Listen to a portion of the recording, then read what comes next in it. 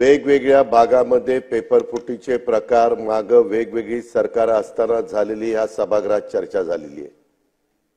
आम्ही पण मागे त्यांच्याबरोबर सरकारमध्ये होतो तेव्हाही पुण्यामध्ये काय घटना झाल्या हेही मला सगळ्यांना माहिती आहे। म्हणूनच देशाच्या पातळीवर ह्या संदर्भामध्ये पेपरफुटीचे प्रकार अजिबात होऊ नये, अभ्यास करणाऱ्या विद्यार्थ्यांच्यावर अन्याय होतो आणि जसं त्यांनी सांगितलं सन्माननीय नाना पटोलेंनी की बोगस विद्यार्थी बसतात आणि ते चांगल्या विद्यार्थ्यांचं नुकसान करतात।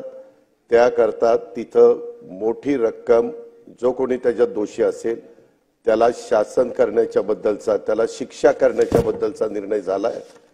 स्वतः केंद्र सरकारने त्याबद्दलचं बिल ताबडतोब त्याच्याबद्दलचा अध्यादेश काढलेला आहे आणि त्याच्याच बरोबर नुसतं तसं केलं नाही तर आर्थिक बाबतीमध्ये देखील खूप मोठ्या प्रमाणावर दंड त्याला लावण्यात आलेला आहे। माझा स्वतःचं असं मत आहे की हे सगळं झालं असताना आता इथून पुढे पेपरफुटीच्या संदर्भातले जे प्रकार घडायचे त्याच्यामध्ये अनेक जण इन्व्हॉल्व आहेत असंही पुढे आलंय।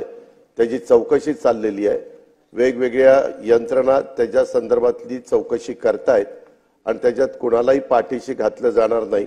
मधल्या काळात आम्ही असाही प्रयत्न केला की देश पातळीवरती परीक्षा होती तर वेगवेगळ्या राज्याच्या पातळीवरती परीक्षा घेता येईल का, राज्यांना तसा अधिकार देता येईल का, त्याही बद्दल केंद्राने सांगितलं की ते आम्ही तपासून बघू।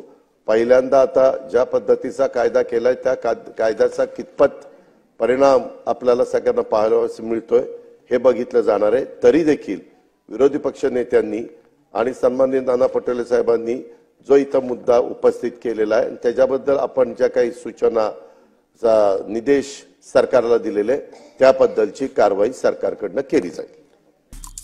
आमचे दिवसभरातले सर्व अपडेट्स, ताज्या घडामोडी आणि थेट लाईव्ह पाहण्यासाठी सबस्क्राइब करा, लाईक करा कोकणचं नंबर 1 महा चॅनल कोकण 7 लाईनचं YouTube चॅनल।